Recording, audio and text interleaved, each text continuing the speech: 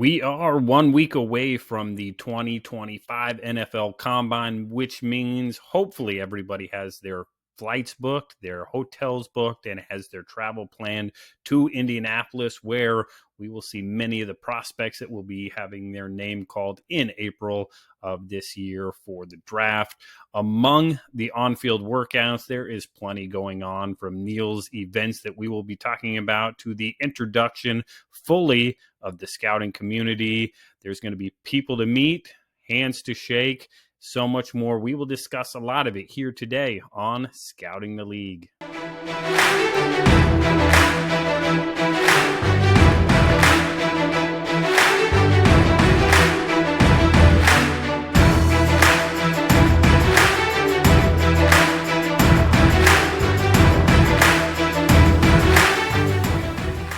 Hey everybody, and welcome to Scouting the League. I am fired up for all the sponsors we have on today to talk about the different areas that they are working in, continuing to take the world of football to the next level, and maybe take the world of sports, college sports, and fundraising to the next level. Before we jump into every one of those, again, make sure you like, subscribe, and share this podcast wherever you are listening, whether it's on Apple Podcasts, on Spotify, our home on Megaphone with Fans First Sports Network, or you like the video portion over on YouTube. You can find us anywhere. Make sure you subscribe, make sure you like us, and that biggest thing, share us with a friend.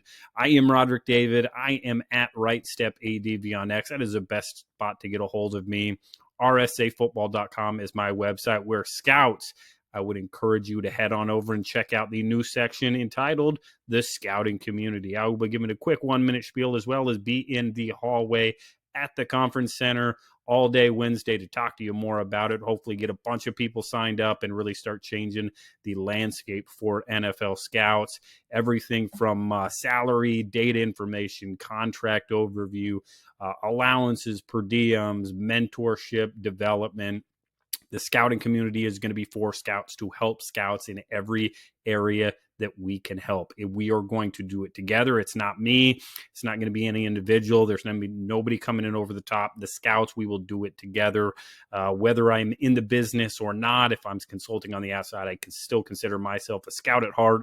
I want to help you guys out to make sure every scout out there is doing everything they can to help themselves in every way. Make sure you come and find me. Neil will also be there as well. He is at Inside the League on X, his website, of course, InsideTheLeague.com.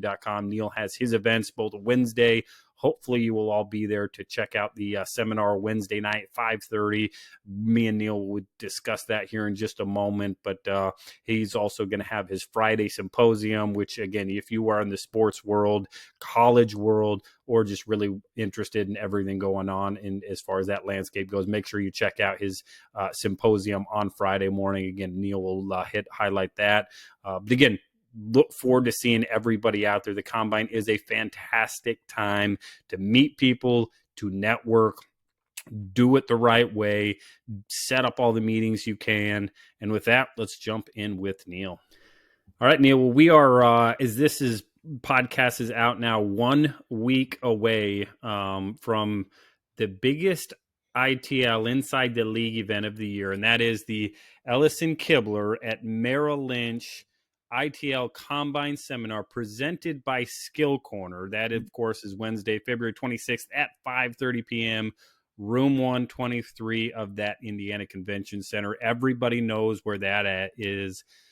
Why such a long name, Neil? Every time I say it, I feel like I've got to hit it right on the head for you. But, I mean, you got your sponsors, you got the Inside the League. I mean, it's a fantastic event, but tell us about it. Well, we call it the seminar on second reference, but it is important to get those sponsors in. They mean a lot to us, and we couldn't do it without our partners. Obviously, you had to read it. I'm just to the point where I don't have to read it, but barely.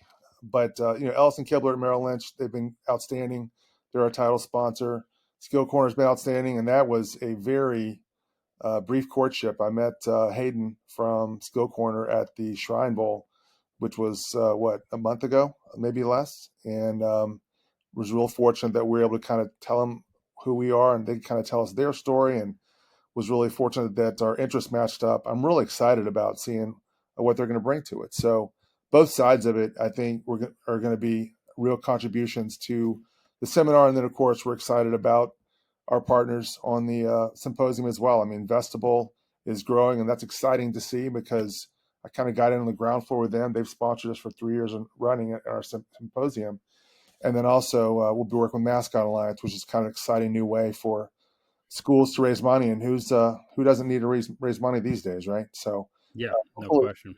yeah, hopefully we'll have a lot. We'll be able to kind of help them move the needle in a positive direction. But in addition, it's not just about sales. Obviously, we're really excited because this is the way that we try to honor the industry, especially on Wednesday with our awards and on Friday with just the networking and the insights shared and all the things that are part of bringing so many people from the NIL representation side and so many people from the GM and player personnel side together.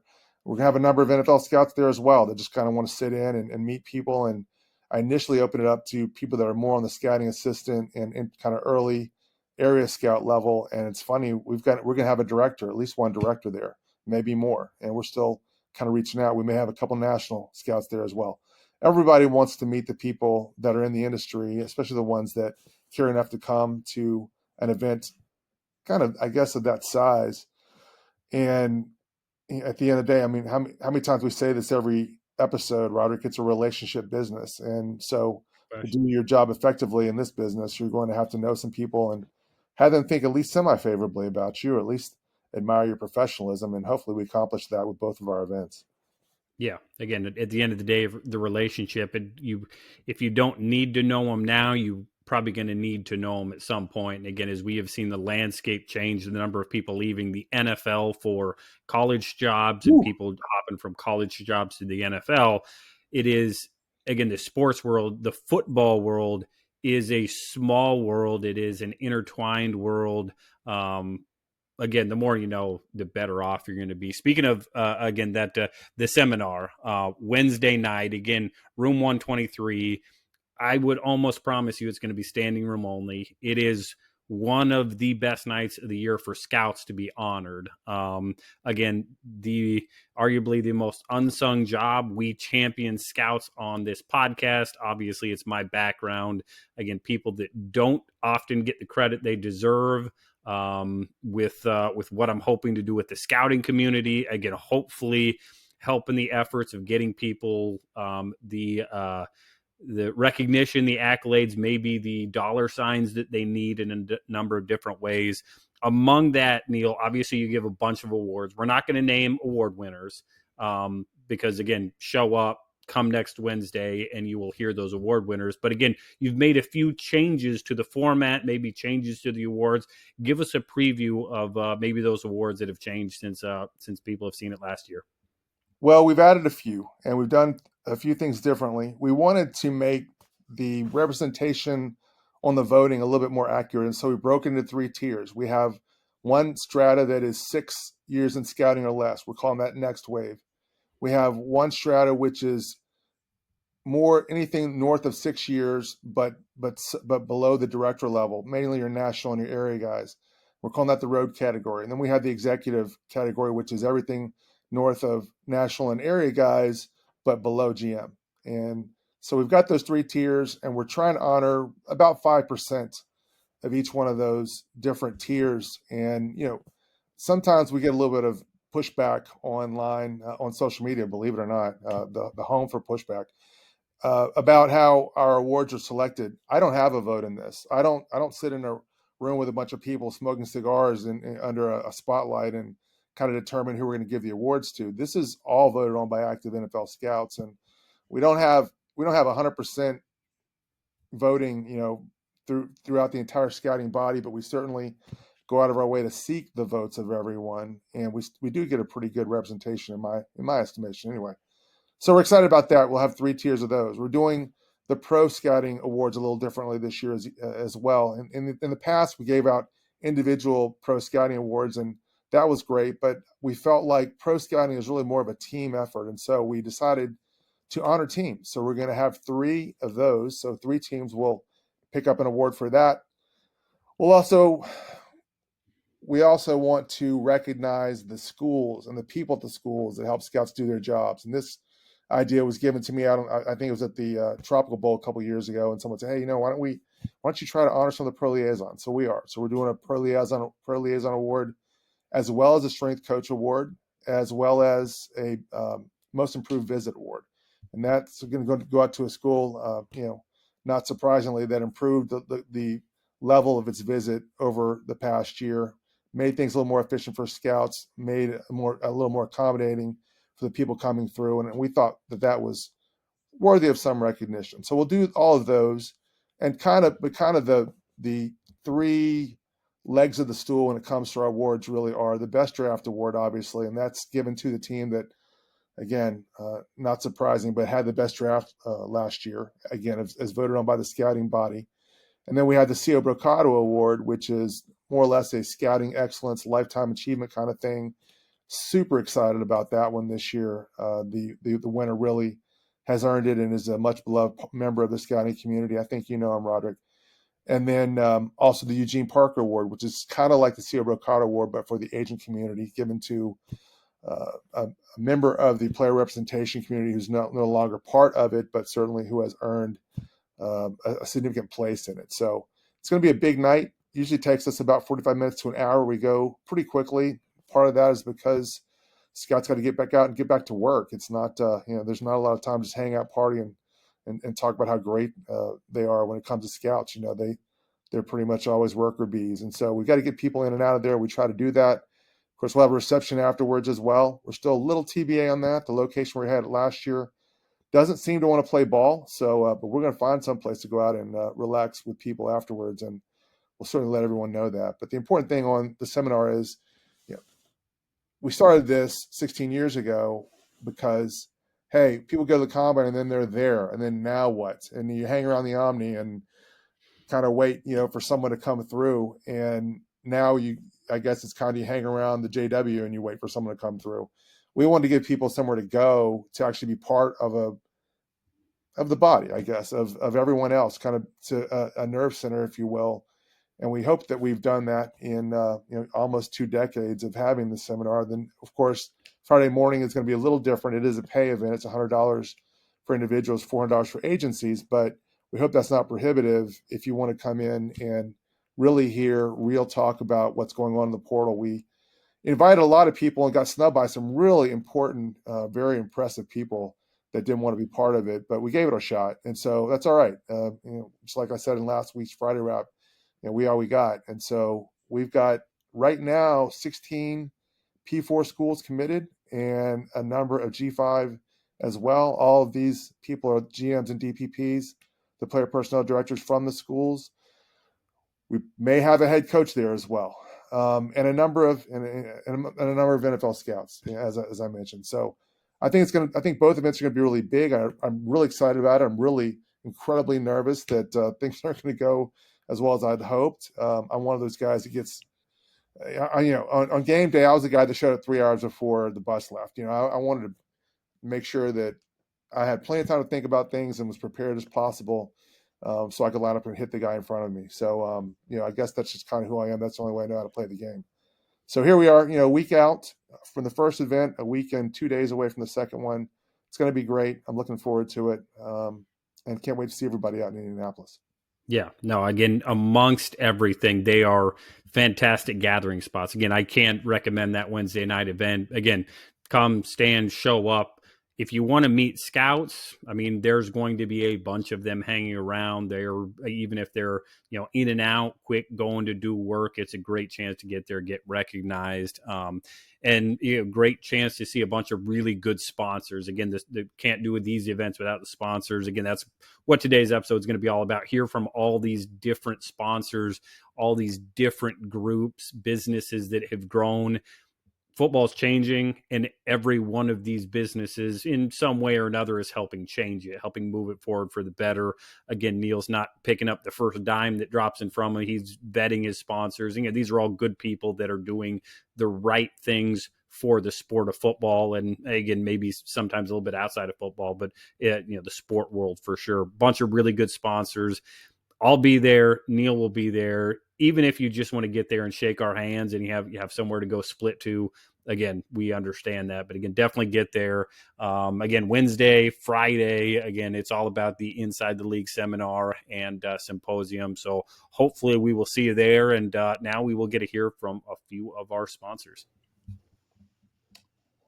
All right. Our guest is Gordon Whittaker. Gordon is with Ellison Kibler at Merrill Lynch, which is not by coincidence part of the 16th annual Ellison Kibler at Merrill Lynch ITL Combine Seminar presented by SkillCorner this year. He will be out in force and part of our presentation on Wednesday, February 26th at 5:30 p.m. Be there at B Square, right there in the Indiana Convention Center, centrally located in the city of Indianapolis.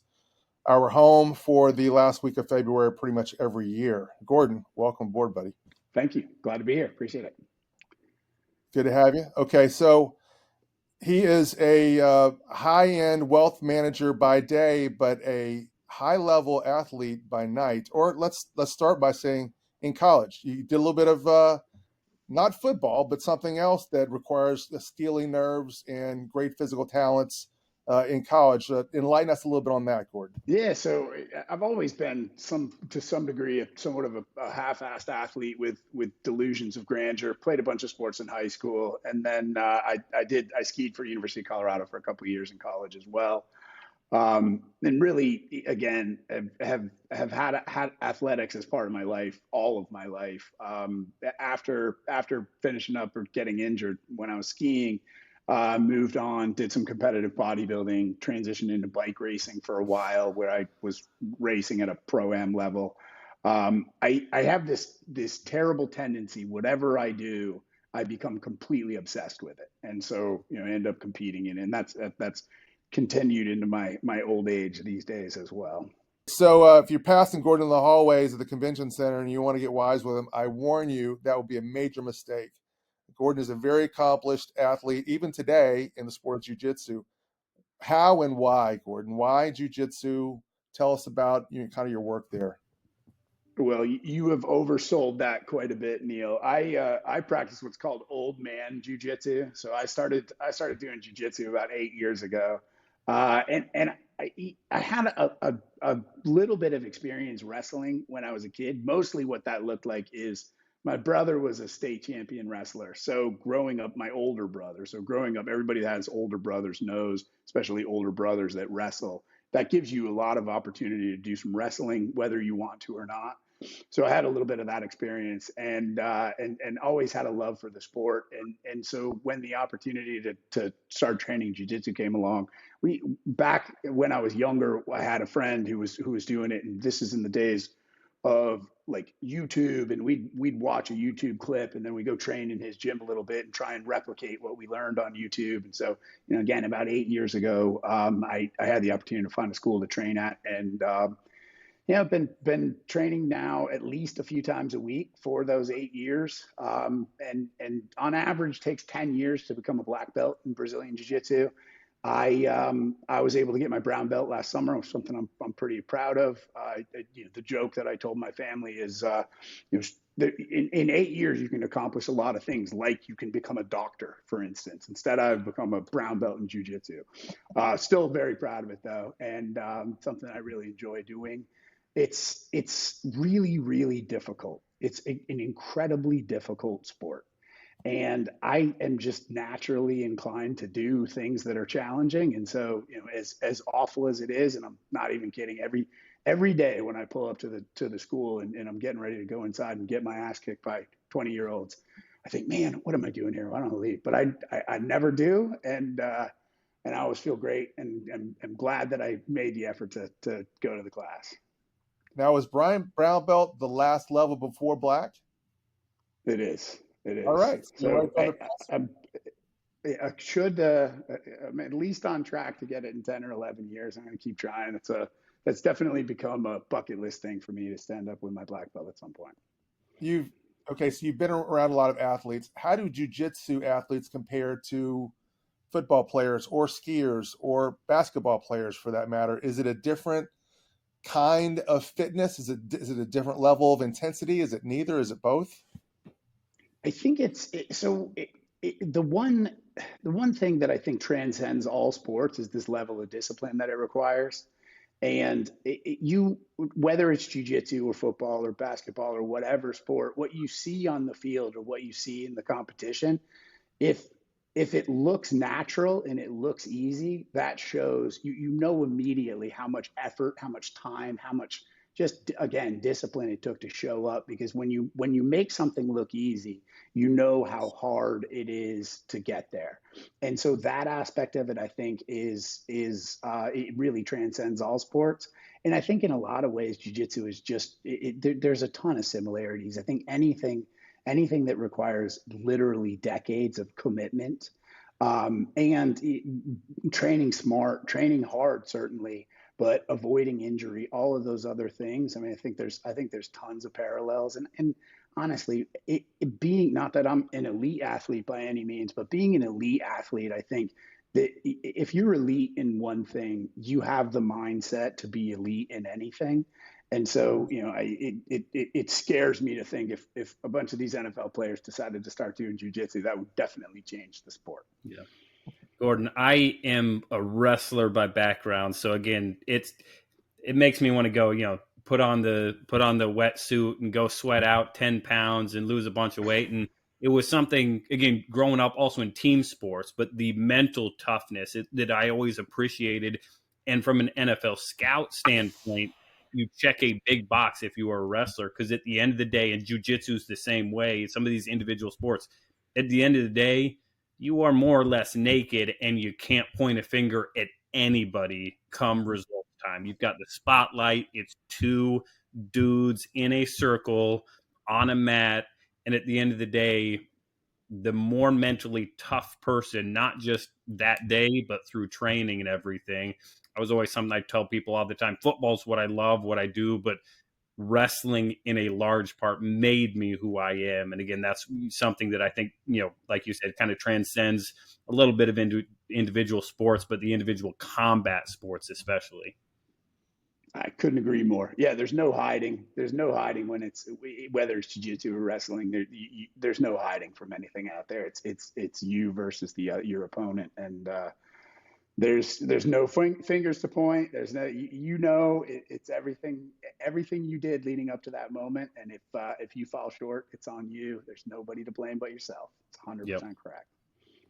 Now, Gordon, I'll tell you, I would, if I was a coach, I would encourage particularly linemen to do jujitsu or wrestling in some capacity, because man, it gives you so much understanding how to use your body and how to use your leverage against your opponents. I think that there would be a huge advantage to be gained there. No, it shows up on film without question. No doubt about it. Sure. Yeah, man, it just translates so well. All right, so Gordon, you have exposure to business leaders and doctors and attorneys and professionals across that run the gamut. Why do you choose to work with NFL players? What makes it different? Sure. So my team, only about 20% of what we do involves professional athletes in any capacity. My team, we're one of the largest wealth management teams in the country. In fact, Forbes named us, we were number 7 on the Forbes list last year in 2024. Hope to be moving up that list in 2025.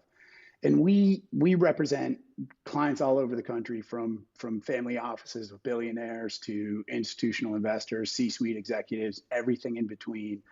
But I'll tell you, one, having a team of that size and scope has enabled us to work with athletes, to work in NFL athletes in particular, because there's a long tail. I mean, especially now with NIL and really getting involved in the lives of these players at a younger age, it's not a profitable venture for a number of years. And in some cases, it never is a profitable venture to work with football players.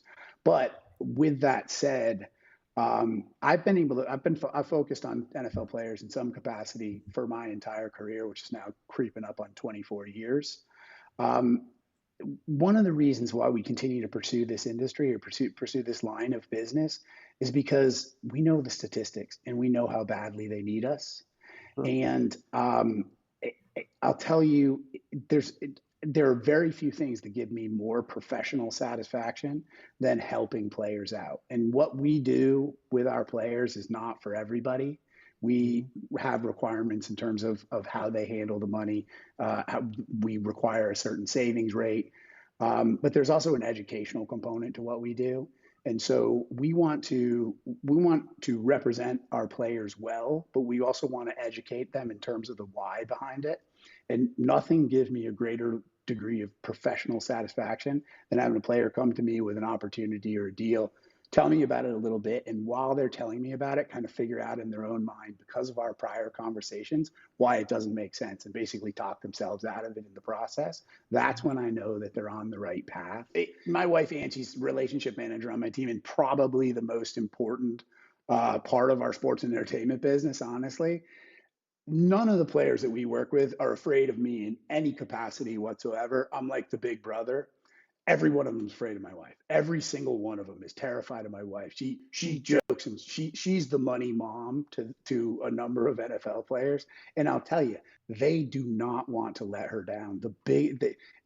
If they need money out of cycle, they do not want to call her. And I'll tell you, it's just, again, we're excited about it. Every year we get excited about the combine. We get excited about Senior Bowl. We get excited about draft day and seeing these kids end up in the league and having success. And it's there isn't anything that we do professionally that we get a higher degree of satisfaction out of. And that's what keeps us in this race for sure. Mm-hmm. It's all about the team, right? Okay, Absolutely. So we'll spend some time with you at the Senior Bowl. Going to spend some time with you in Indianapolis. Which one do you prefer, Gordon? You a Senior Bowl guy or a combine guy? It's tough. They're both great in different ways. The best part about the combine, there's really two things that are great about the combine. First is we've seen these young men end their college careers and go to a training facility. And so, since early January, they have been solely focused on showing up and showing out and doing their thing. And I get so proud of them when I see them go out there and deliver on what they're supposed to do. And so there's a lot of satisfaction that comes out of that. And that makes me love the combine a lot. It's also everybody, especially this year, everybody in this industry is going to be in Indy for those few days. So it's a great chance to catch up with people you haven't seen in a while. Senior Bowl, I think, is different. Senior Bowl and any of the All-Star type bowls, you get the players playing on the field. But I just feel like there's a different level of commitment at the All-Star games. Maybe everybody is there to do everything they possibly can at the combine. That's sort of, other than pro days, the last chance for them to get some tape out there. So I think I'm leaning towards combine. Okay, yeah, I'm kind of on that same page with you right there. Okay, as we kind of wrap things up, Gordon, I kind of saved the toughest question for last, and I hope I didn't prepare you for this. So I hope this is okay. If I'm going to Indianapolis and I'm getting a steak, am I going to Prime 47? Am I going to St. Elmo's, or am I going somewhere else? What is Gordon Whittaker's expert opinion here? This is a layup, man. St. Elmo's all day long. St. Elmo's, 100 out of 100. That's the chalk pick. I was hoping for something a little bit less traditional from you, Gordon, but that's okay, man, because you should it's have a prepped me a solid little bit, but I'll tell you, we ate. I can't remember what the steakhouse was. Last year we ate at another steakhouse, and one agent that you and I both know pretty well shows up and orders the sushi at the steakhouse. And it wasn't good. It wasn't good. And so I looked at him and I was like, man, two things. We're in Indianapolis and we're at a steakhouse and you order the sushi. What did you expect? So anyways, that is unequivocally. Is Indianapolis more in the Pacific or the Atlantic? I don't know. I lose track sometimes. Could go either way, right? You got to eat 50-50 chance. Yeah, I got to get my map out.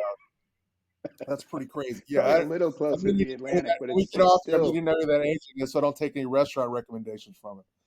There you go. I'll tell you that offline. Gordon, where can they find you if they want to know more about what you do, or they want some jiu-jitsu tips or whatever else? Jiu-jitsu tips, I would encourage to look up just about anybody else. As far as finding us, I'm on LinkedIn. LinkedIn is probably my most active social networking site. So just search Gordon Whittaker with two T's, Whittaker. Find me on LinkedIn. Team Ellison Kibler. Again, if you pop Ellison Kibler, Merrill Lynch in Google, our website's going to come up. Those are probably the two best places to find us. Okay. And if you want to find Gordon in the flesh, again, he'll be there, and he'll be presenting on Wednesday, February 26th at 5:30 p.m. Don't miss it. Be there sharp. Room 123 of the Indiana Convention Center. We're really excited to have Ellison Kibler at Merrill Lynch as our title sponsor this year. Thanks so much for your time today, Gordon. Thank you. Looking forward to seeing you this week or next week. Hey, today our guests are Parker Graham and Yves Batoba of Vestible. Vestible, I've been proud to work with them for 3 years running. They've been the title sponsor for what I call our professional development event. This will be our third year doing it. They're back this year for our event on Friday, February 28th at the Combine. That'll take place at 8:30 in the morning. We're going to have probably close to 200 people from the NIL and transfer portal space on both sides of that divide, I guess you'd call it. And they're here to talk about a little about what they do. Guys, Yves, Parker, welcome. Neil, thank you for having us. I appreciate you guys. Yeah, thanks, Neil. Now, you guys started off at Oklahoma State together, teammates, really kind of a cool story. Sounds like something out of a movie. I think we got to get something out of the way first, though. Before we got on here, Yves was telling me, Parker, he dragged your ass all the way through your time in Stillwater. And then, funny, Yves, Parker said the exact same thing about you. Who was the better player? I mean, we got to get this in here. I was a cornerback. Parker was an offensive tackle, right? So, on those corner blitz, it was actually pretty crazy how I was able to bull rush him every single time. No, I'm just kidding. Hey, Parker was a much better football athlete than I was. All I gotta say is if I ever did block Eve, it would have been a very athletic move on like a screen or a bubble of some sort. So I just would have been looking like an athlete on the film. Now, could I block him? I have no idea, because when you get me out in space, there's a reason I didn't play very long in the league. Let's just put it that way. So yeah. Well, I mean, you guys both are far transcended my career, so I've got nothing to say to either one of y'all. Cool. All right. So let's talk about the genesis of the idea. I mean, seriously, y'all were at Oklahoma State. Obviously, you weren't just teammates, you were friends. When did the discussion start? How did it proceed? What was the genesis of all this? Yeah, I've got way more CTE than Eve does, so I'm going to let him tell the story. He does it a whole lot better than I do. No, I tell you, it's like July of 2021. There were so many conversations happening around, like, hey, a new CBA was getting done. You had Web3 was a huge conversations, athletes and getting involved in NFTs and all this type of stuff. And I remember Parker and I being on the phone and, just talking about these things and NIL and, the importance of athletes being able to really stimulate a lot of the economy in the world of sports. And as Parker and I were talking, we just said, do you think that athletes even realize just like how much true value they actually hold, right? Not how much they're getting paid, but the true value that they hold. And as we were talking about this, the conversation kind of veered to, hey, what if there was a way that athletes could actually take their careers and turn that into an investable asset? And in that investable assets, fans and investors could come in and actually receive some type of distribution for their investment in the careers of these athletes. And I'm telling you that we spoke that day, we spoke again the next day, and that's how the idea of Vestible came about, right? Which is essentially it's a stock market where people can go and invest in the careers of an athlete and actually get paid and get capital appreciation. Yeah. On top of that, Rodrik, it's interesting. There's been companies that have kind of come and tried to do something similar to this. There's been companies that have tried it before. There's companies that have come and tried to do it before, and there's a lot of feelings about this kind of thing, taking a sport like the NFL or a sport like the NBA and doing really creative things from an investment perspective. There's been private equity groups that have come in and some have let's just say not made great deals for athletes. And there's companies like us who are coming in and trying to change that whole entire narrative. Mm-hmm. And essentially what we created are, from an investment perspective, really asset-backed securities that have athletes as the underlying and their careers as the underlying asset. Mm-hmm. We started really focusing in on just on the field income just because it was so much easier to kind of extrapolate and model out and everything. And now this year, after doing our first IPO last year, we've had a lot of interest in doing not only on the field deals, but also off the field deals, right? So really incorporating some of that marketing income in and making these IPOs essentially really large. And why that's important for an athlete is because it's able to help them turbocharge their net worth and bring as much money from their future self to their selves today. And as I'm sure you guys know, but a lot of people know, the more money you can get today invested in the market, the quicker it grows and the bigger it grows over time. And so that's really what we're here to do. We're here to create a unique way for athletes to really generate net worth in a way they've never really been able to do so before. And it's been really exciting. We've learned a lot. We've been working together for 3 years, Neil. It's been kind of crazy. You've seen a lot of the iterations of what we've done. Yeah. And now we're kind of getting and hitting our stride this year in 25. No doubt about it. Okay, so a lot of companies are here today and gone tomorrow, especially when they're affiliated with athletics. Y'all are still around in 3 years, in year 3. Yeah. You just now moved into another arena. Am I correct? Yep. No, yeah. And I'll even add to your point, Neil, about how companies are here today and gone tomorrow, right? I think, 3 years ago, everybody that we would talk to would say like, well, what's your Web3 strategy? Like, what are you guys doing on the blockchain? And we just said like, we don't have one because we don't think that NFTs are going to be around in a year. And, we were proven right. Right. So, we actually decided to go federally regulated rather than, kind of doing the Web3 thing and going on the blockchain. Right. So I think that's actually a huge reason for why we are still around is, kind of have the federal government that put their stamp on approval on what we are doing. Well, that's exciting. Yeah. Very often you're flying the plane while you're trying to build it. And it sounds like kind of that's where y'all are, but you're still off the ground. That's the most important thing. What were you going to say, Parker? Yeah, I was just going to say to add to your question, Neil. Yeah, we've been reached out to, and unfortunately I can't share a whole lot today about the really exciting one. I'm just going to tease that a little bit for hopefully you guys bring us back. But we're getting reached out to do deals in a really unique way. People have seen the ability for us to raise large amounts of capital. Our first athlete offering, the first athlete IPO that we did was with Baron Brownie. We raised about $657,000 for him. But the deals that we're talking about now are in the 8 figures, so 10, 15 million for some of them. And we're dealing with some of the top, really the NBA is where we've seen a lot of interest kind of coming from. Yeah. They're typically more of the creative and more, first mover league, if you will, between the two. And we're talking about dealing with guys that are top 5 in the NBA, top 25 in the NBA, and some of the folks that are coming in the lottery this year. So it's been really interesting seeing how that's ebbed and flowed. Being 2 football guys now getting into the basketball world, it's been really interesting. Now, is that your plan is to expand into other sports as well, or are you kind of trying to focus on those 2? Yeah, no, well, football is our bread and butter. We started with football for very specific reasons, right? My background specifically being an advocate for athletes within, the NCAA, as well as, working for the Miami Dolphins. We've had just about every sport and somebody, an athlete, a rep, a financial advisor has reached out to us in some capacity, right? Whether you're talking about tennis, golf, whatever it may be. But that's the great thing I think about a platform is you can have, an unlimited amount of stock that's actually on our platform. So that is definitely the goal, is to be able to incorporate every single sport in there in some way, shape, or form in the future. And not only that, Neil, but just to double click into that, originally we were talking about athletes that were super early in their career and really just focusing in on the ability for them to create income just during their career, hopefully 12 years at best, right? Now we're seeing our model kind of change where we're able to not only create capital for them in this part of their career, the early part, but now we're also seeing it go even later and after the career, which is something we never really had access to before. We have a lot of investors that are excited to really just be a part of these athletes' career, not just during it, but after it as well. And getting to work on those deals with the agents, financial advisors that we've partnered with has been a lot of fun. Now, that's an interesting point there. Obviously, when you first started this, we're in the infancy of the NIL age. Yep. Is there a possibility of moving on the other side of the pro line and maybe working with guys that are still amateurs? Is that not even making any sense at all there? Yeah, I think it's really interesting. And the unfortunate part is there's just so much legality happening right now. It's really hard to figure out when to get in, right?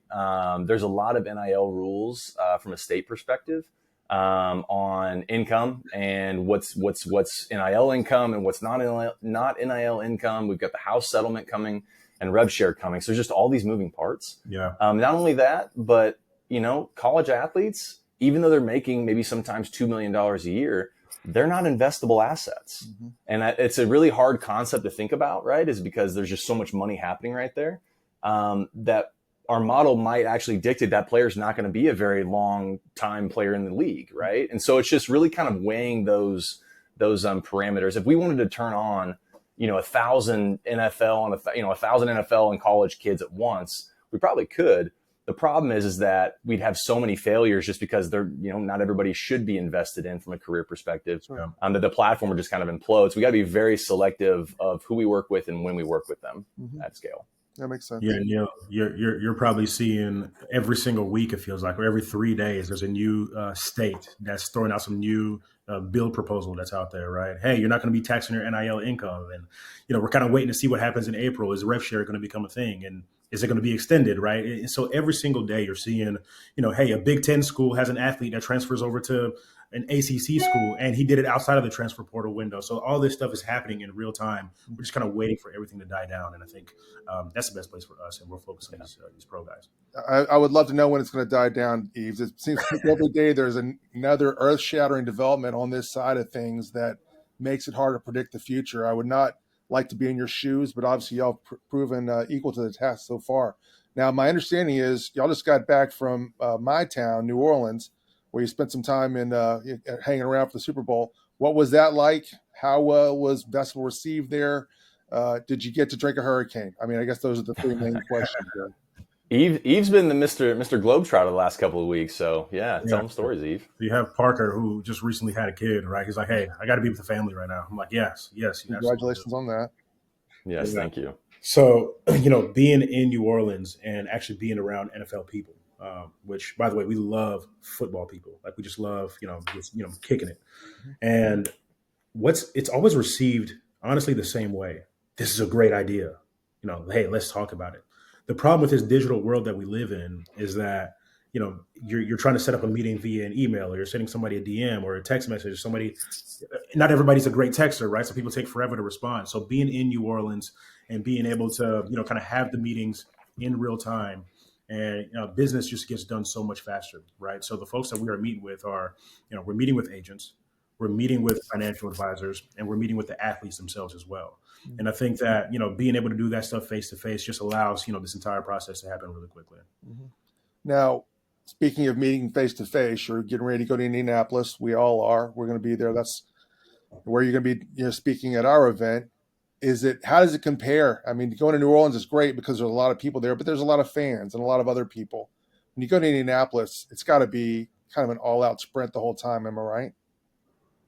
Yeah, absolutely. I mean, for us, that's where our partners are, right? Financial advisors and agents of these athletes, and there's really it's all business. The great thing about Indianapolis is that it's super small and everybody's kind of in one spot, right? You have those 3 hotels that are right there, right in front of the convention center, and then there's like 4 places to go eat downtown. Mm-hmm. So it's great from that perspective, and not only that, but like people are there to do business. Mm-hmm. I think that's the key difference between the Combine and some of the other events that we go to. Eve just got back from the NBA All-Star Weekend as well, and so you've got your wife there, your spouse, you're kind of kicking it. There's some parties, there's drinks flowing. Indianapolis is much more like a sprint each day, getting through meetings, and then you're probably having a cocktail at the end of it. But that's to us it's kind of like this whole month of February and March are really our big windows where we get meetings done and get contracts out there with our athletes. Okay, I'm gonna hit you guys with a question that I did not prepare you for. Best place to hang out in Indianapolis during the Combine? Oh, I've got one. I don't know if Eve will remember it, but I got one. No, go ahead. No one knows about it too. Oh, well, let's make some. Yeah, I don't know if I want to share it, in all honesty.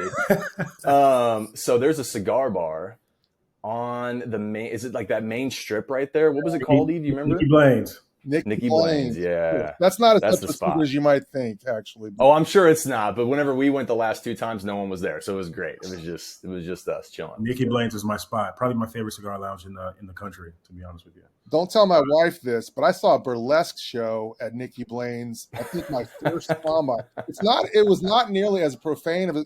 It was called a burlesque show. There was no nudity or anything like that. It was really more dancing. I promise, baby, if you're listening to this, it was not nearly as risque as it sounds. But Indianapolis is a great town, a great city, and a great place to have this event. We look forward to seeing you there. We look forward to seeing everyone, hopefully, that's listening to this there. It's just a tremendous opportunity to be there, be around people. Just like what Parker said, people come there to do business. They come there to meet others that want to do business. It's a serious place. It's become the off-season networking place, I guess, for the NFL and even for college football to some degree. Senior Bowl certainly is still that, just to a large extent, but I think Indianapolis has kind of become that one central gathering place, and so I'm excited about that. looking forward to seeing y'all again soon enough, guys, and being in the same room with you in this digital age when that's so very rare. Thanks so much for joining us today, guys. Thanks, Neil. Guys, before we go, if somebody wants to do more research on Vestible, on either of you guys, prior to being in Indy next week, where can they go? Where can they hit you up? Find your website? Where are you guys at? Yeah, I think there's a couple of different places that I would send them, Rodrik. Number one is vestible.co. That's our website. You can check out all of our content on Instagram. That's a great place to kind of just see a little bit more about who we are, what we do, kind of the things that we stand for. Mm-hmm. On top of that, I would point them to some of the agencies that we've worked with in the past. I think our reputation kind of speaks for itself. We are football guys at the end of the day. And we're also weirdly finance guys as well. And it's just like that weird combination of those two skill sets. So we've got great financial advising partners. We've got great agency partners that I think will definitely speak really highly of us. And this is a reputation game, right? And we're here to build great relationships for a long time. So and I'll add one more place too. And I think this is a huge differentiator between us and people who have tried this in the past. Our platform is easily accessible. So you can go to the App Store and you can go to the Google Play Store and you can just type in Vestible, Vestible, and you'll see us right there and you'll be able to easily download it, create an account, and get rolling. All right, great. The 2025 ITL Combine Seminar, which is brought to you by Ellison Kibler at Merrill Lynch and SkillCorner, will be just about a week from when we're taping this, a week and a day, actually. It'll be February 26th. At the Indiana Convention Center, 5:30 p.m. Be there at B Square. Today we're joined by Hayden Shu of SkillCorner, the presenting sponsor for the event. And fascinated to learn more, Hayden, because I've always, as we're kind of trying to learn the landscape of new technology and reading the speed of players and deciding, kind of finding out when they're tired and when they're not tired and all those kinds of things, I guess I've grown up thinking you got to be chipped for something like that. I mean, you got to have something on there so we can read all those different metrics. That's not the case, and that's what SkillCorner does. Tell us about it. Yeah, no, thank you for having me on here, Neil. I, like yourself, always thought that somebody had to be chipped up or had to have a wearable on them in order to say how fast are they running or how quick are they or, what's their proximity from player to player. And so, that is what has fascinated me a ton about SkillCorner. So a little bit of background on SkillCorner. SkillCorner is a computer vision company, data company, really, that is based out of Paris, France. Got started in 2016.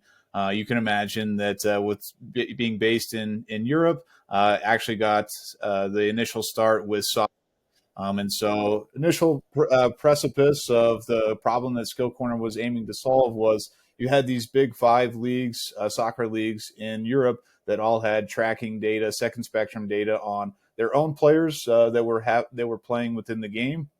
But what they didn't have was data on players that are in Argentina or in Poland or in Mexico, wherever it might be, where they were scouting talent. So they didn't have a great way to benchmark players in other leagues where they were recruiting from to evaluate, can this individual actually have the pace of play to play in this league? Especially the Premier League is a very advanced league in a lot of ways of physicality. And so that was the initial problem.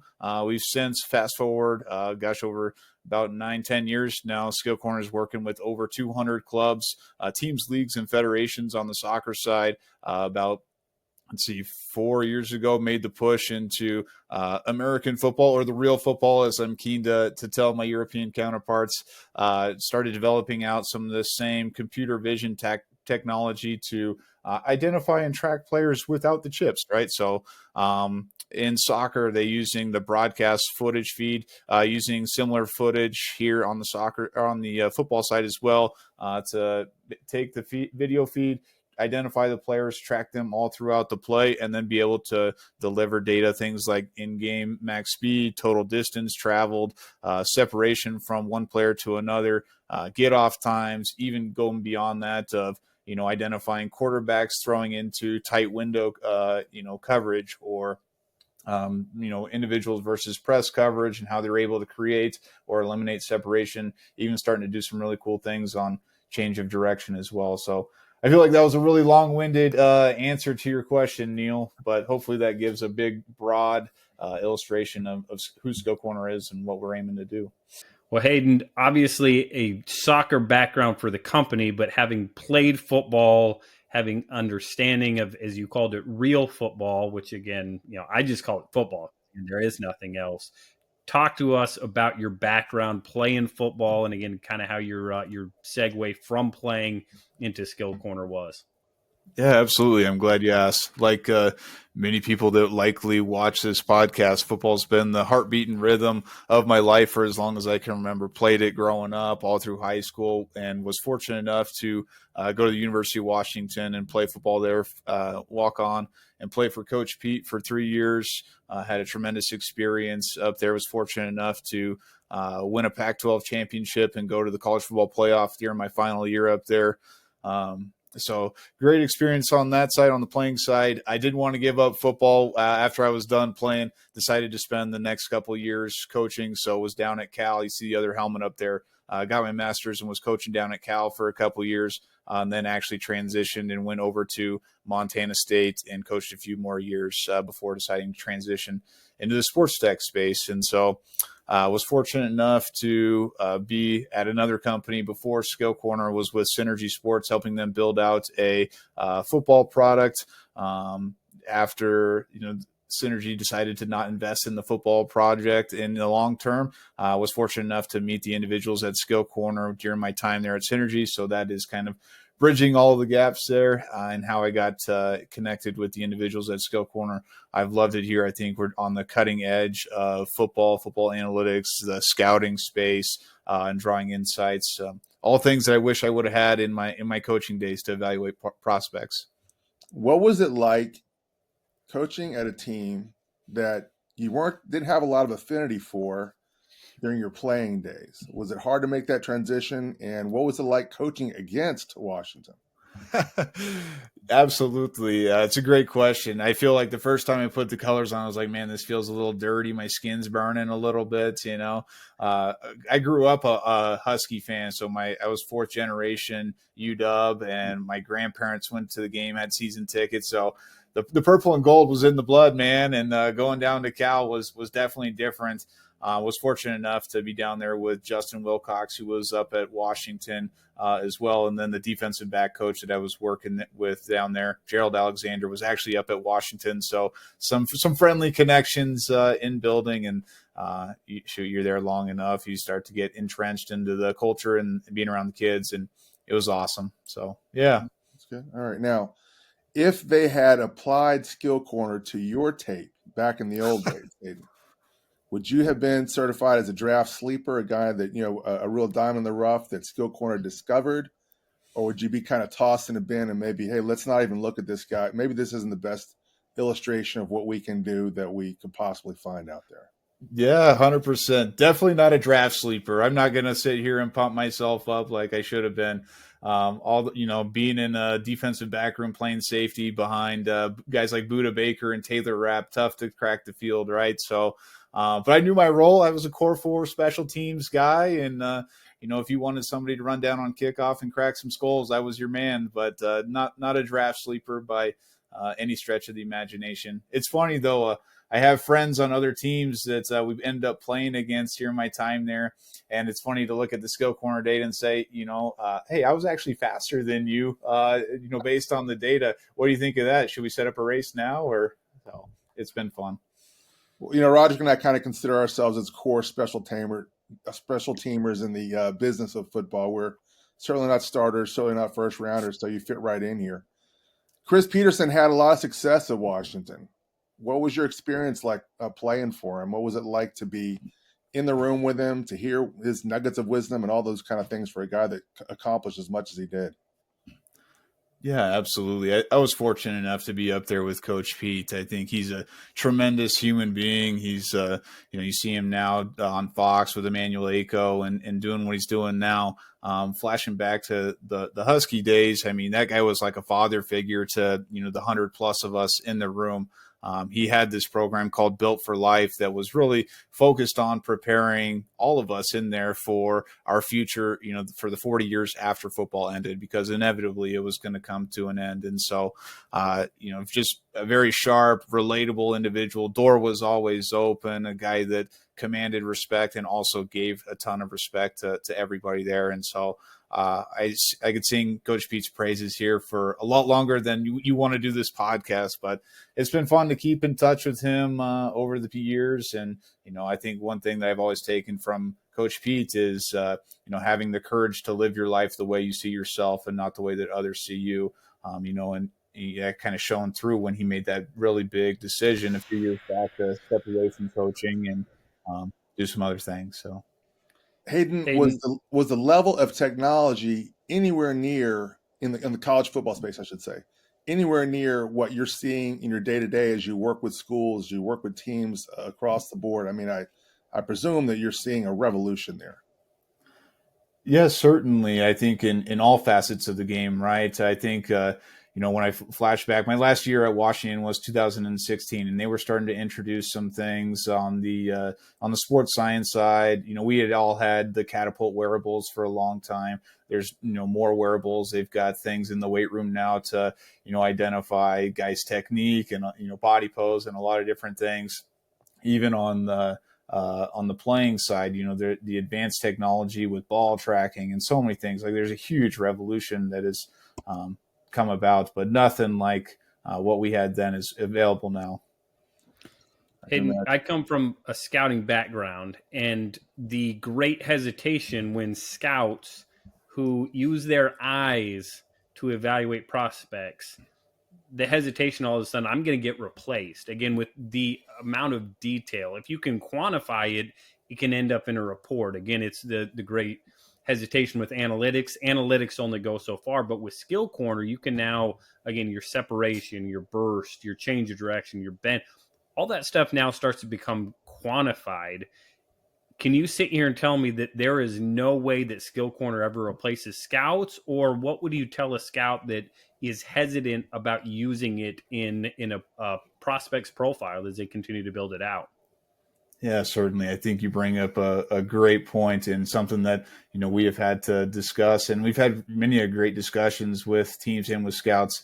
I'd say that SkillCorner is likely never going to replace a scout. A scout is evaluating all these different components of a prospect, right? From the technical piece of, offensive lineman hand placement, leverage on a play, is a guy fitting properly? What are the first steps or the eyes? Like, okay, SkillCorner is not going to be able to do a lot of that stuff. Now there's production, right? There's a production component to the evaluation of, is a guy catching passes? Is he getting tackles? Is he getting sacks? All of these things. You've got the physical component of, objectively, or, as a scout watching tape is like, okay, this guy looks like he's fast. He's got good twitchiness. He can get in and out of his breaks. He's got the ability to create separation, right?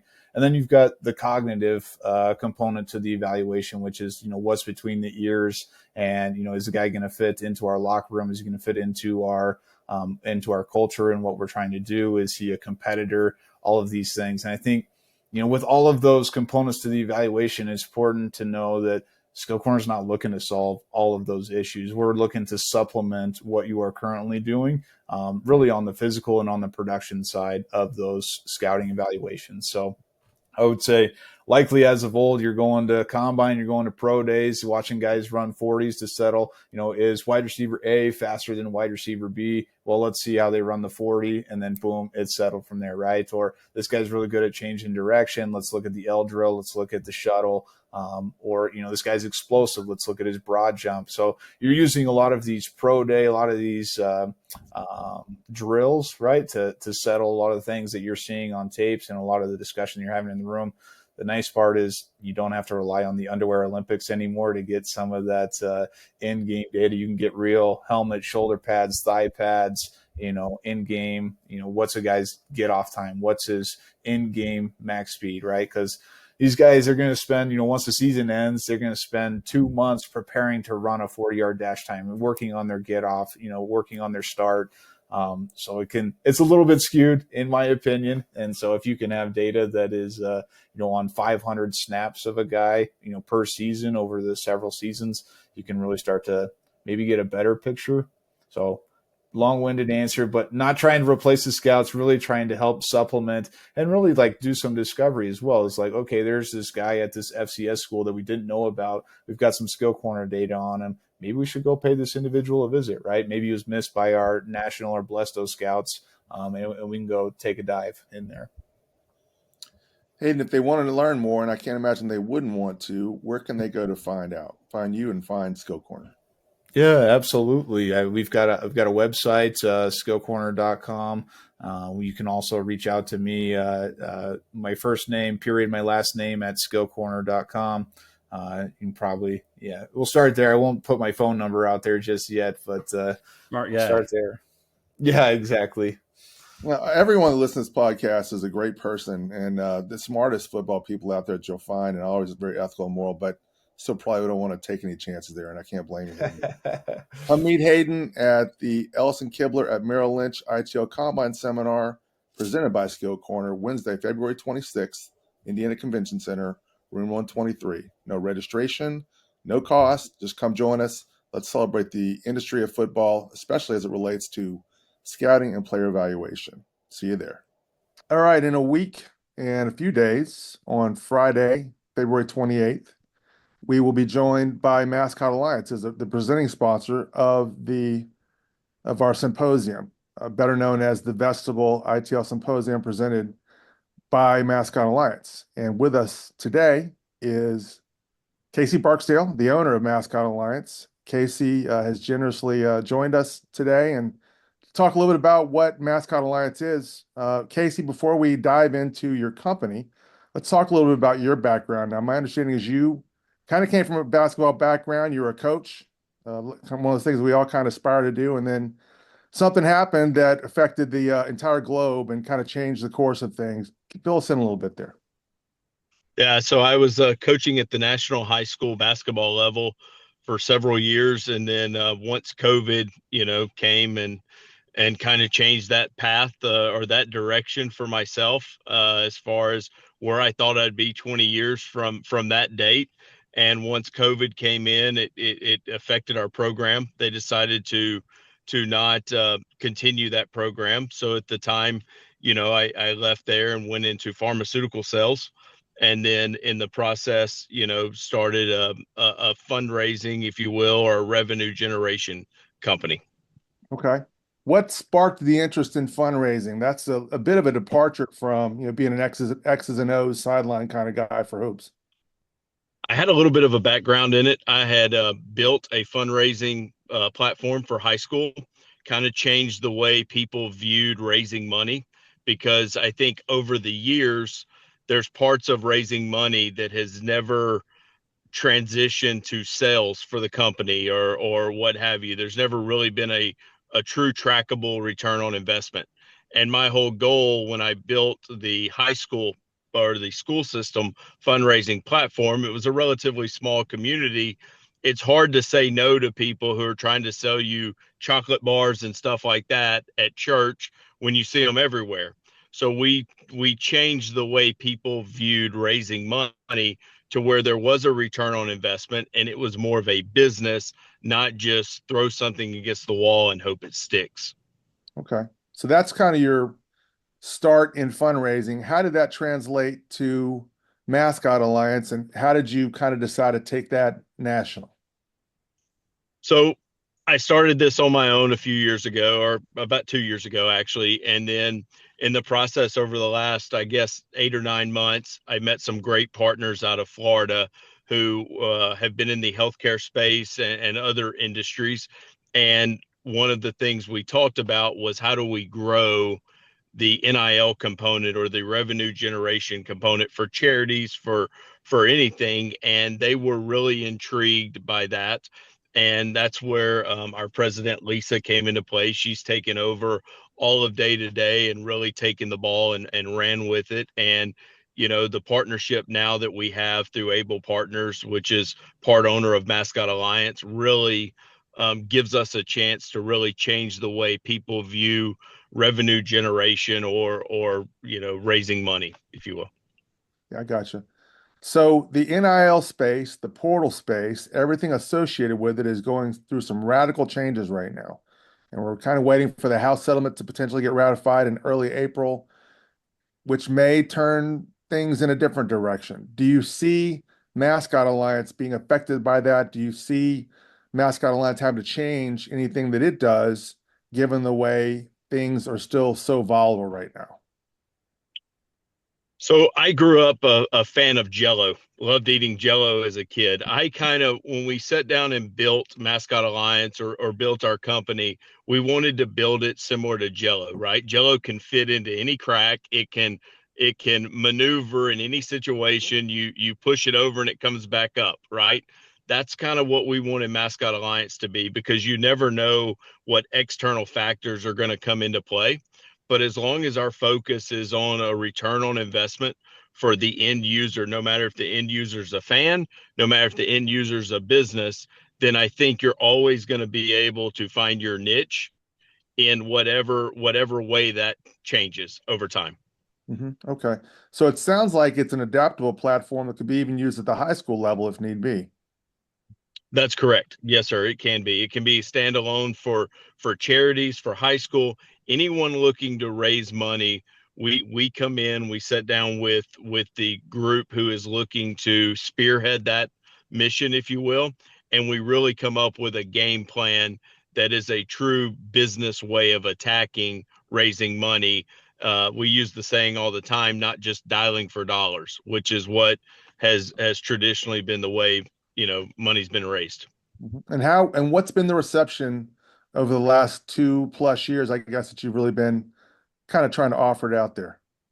Probably 15 months. So I spent 6 months really trying to educate myself, talking to people, traveling, meeting with ADs, trying to learn. I think, right now we've really started to generate great momentum. The biggest thing I think you're running into is changing the way ADs and athletic offices and other personnel view raising money, right? And you hear the term wild, wild west all the time. I don't personally believe it's the wild, wild west. I think it's just we're having to approach it now from a business standpoint that creates a sustainable revenue model, so you can truly give these coaches and general managers a budget to build their team by every year. Okay, makes good sense. All right, so you can meet the team from Mascot Alliance at our symposium, as we discussed. That'll be Friday, February 28th, 8:30 a.m. Get up early, come on out and see everybody. We'll be in room 205 of the Indiana Convention Center. For more information on Mascot Alliance, just visit mascotalliance.com. Casey, thanks so much for joining us, buddy. Thank you guys for your time. Agents, before we go, make sure you go check out Agent Live 360. It is at agentlive360.com for everything you need for your agency, from players to coaches, managing profiles, tracking invoices, sending invoices, getting paid, keeping up on every element of your entire agency. Notification emails, file folder storage, ROI, transactions, invoices, calendar, contracts, teams, reps, everything all in one spot for you. That is Agent Live 360. Hop on, request a demo. Yours truly will hop on, walk you through it. I can promise you we will talk some football as well. Sign up now with code TRIAL90 for a 90-day, 3-month trial at just $10 a month for Agent Live 360. That's at agentlive360.com. Go check it out now.